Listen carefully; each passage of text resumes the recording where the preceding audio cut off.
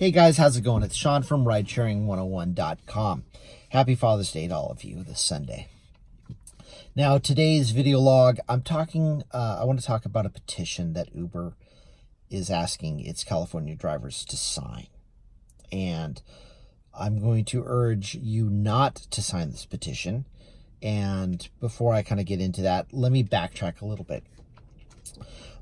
There's a proposal, something that the state legislature is working on. It's Bill AB 5. And what it would do is it would make all the rideshare drivers in California employees of the company that they work for. So if you just drive for Uber, you'd be an Uber employee. If you just drive for Lyft, you'd be a Lyft employee. I don't know how it works if you work for both. But and in the video I made, I talk about some things that could happen, like, you might be exclusive to one company or another. They might require that since they'd have to make you permanent. And anyway, I talk about a lot of things that could or couldn't happen. I got a lot of flack from it, and that's fine. But what I was trying to do is just sort of stimulate people to think about, what could happen, whether or not it's good or bad or whatever. So there's the proposal. And basically with the petition that Uber wants you to sign, you're saying, hey, lawmakers, don't go forward with your proposal for this Bill AB 5. Let us handle it because we know it's best for the people that use our platform. Okay. And of course they would say that, Uber is trying to eliminate your input as a rideshare driver. They're trying to take the decision out of your hands. They do not want to give you a say. And that's why I'm suggesting that you vote no. Now, let's talk about the bill. Or not the bill, I'm sorry. Let's talk about the petition that Uber wants you to sign. And how I came across the petition, how I know about it, is because Uber sent it to me. In my dashboard, in the area where you see your tips, it says, oh, you've gotten a $1 tip, you've got a $2.88 tip, whatever. I see an exclamation mark, excuse me, and it talks about driver flexibility in California. And I'm like, what the hell is this? I've never seen a, exclamation point symbol there. So what it says is the title is Fight for Driver Flexibility in California. Recent changes to California law could threaten your access to flexible work with Uber, and then in italics, unless the California legislature takes action to modernize the law, end of italics. You could lose your ability to work with multiple apps and control when and where you choose to drive with Uber. And then there's a box at the bottom. It says, sign the petition. So I'm basically encouraging you, again, not to sign the petition for the sole reason that Uber is trying to take the decision out of your hands. They're saying, we know it's best. We know it's best for our company, and this law, AB 5, is not it. And what I say is, so what? Okay? Uber has shown that really they don't care too much about your opinion. When we all signed up, we signed up as independent contractors. We knew that. And we agreed on a pricing schedule. We agreed, for me, it was back when it was a percentage. Uber takes this much of the fare, you get the rest. Well, Uber introduced pool rides. And there was a time where you could opt out or you could not opt in.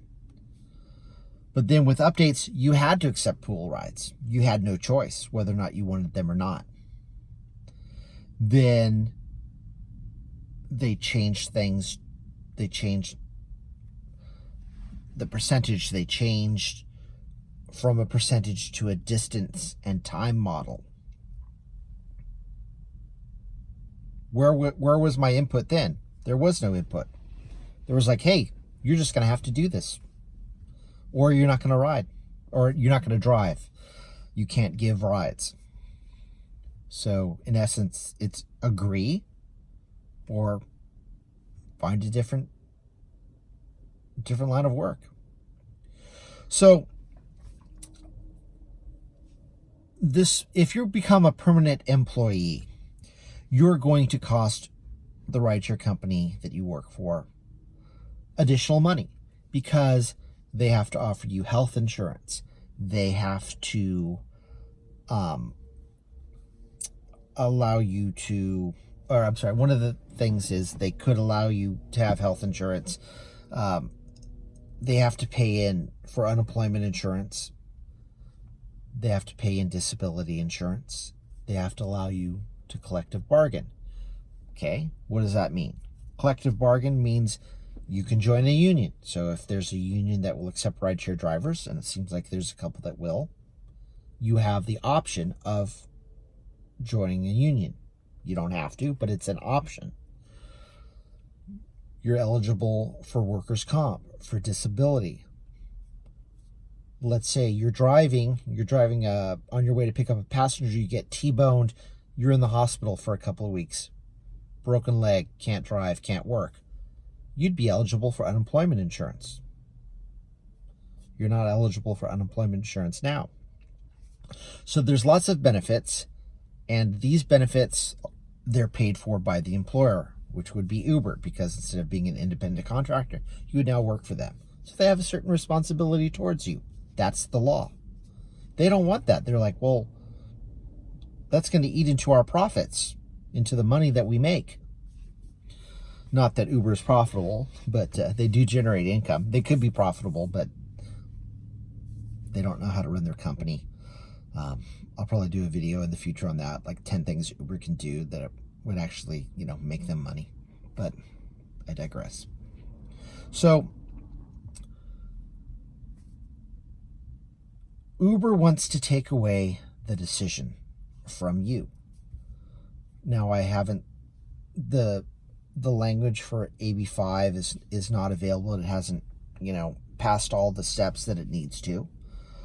And Uber is saying, we know what's best for you, so, just let's cut this off and maybe we'll come up with something on our own. And I say no. You get a say. I get a say. All the registered voters in California, we get a say. I want to see what the legislature comes up with. And it might not be what I think is helpful. And then I can vote no. It might be great, and I'll vote yes.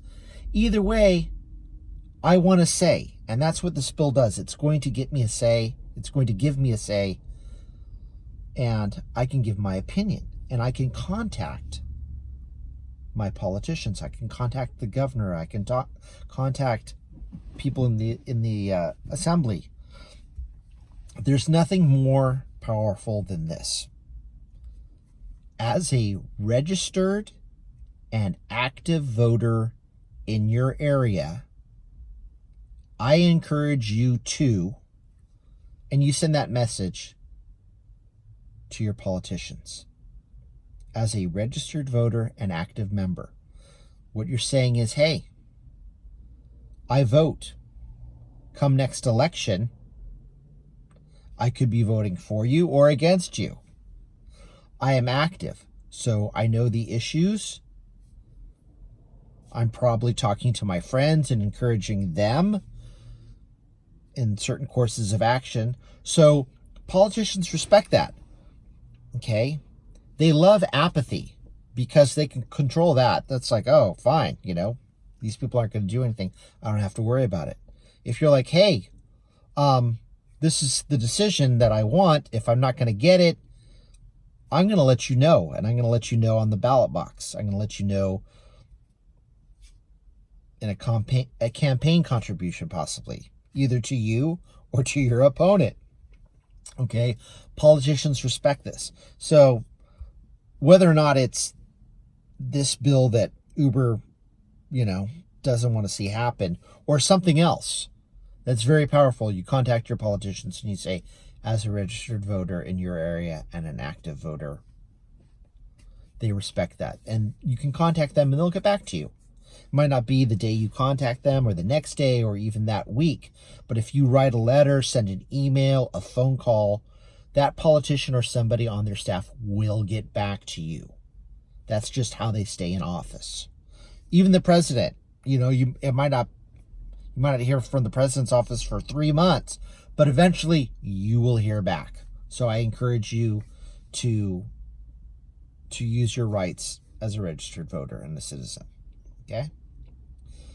Even if you're not a citizen, you can write to politicians and they'll probably get back to you. Okay? So try it. See, if you're not a citizen, contact the politicians. See what happens. Let me know. Okay? Now, again, I'm encouraging you to vote no on the petition because I want to see what the California legislature comes up with, and then I can have my input. Then I can say yes, no. Then we can debate it. We can make videos saying, I think this is great. Other people could say, this sucks, I'm in a union. I have a day job. I have insurance and I have all those great benefits. I do Uber on the side. Whether I am a employee or not doesn't affect me. So my situation's different. Other people, rideshare is the only source of income that they have. They can't get a job. I know a friend, she's got some disabilities. She's been looking for an office job for 2 or 3 years. Can't find anything in the rural area where she lives, but she can make a living off of rideshare. Her situation is totally different. She would welcome something like this. Okay? Once it's introduced, we can have a debate. I'm not saying that I wouldn't vote for the bill. I'm not saying if something comes in the legislature, I would not vote for my other fellow rideshare drivers. I'm just saying we all have different situations, so there could possibly be different outcomes, but we get a say, and that's all I'm advocating. I would like a say.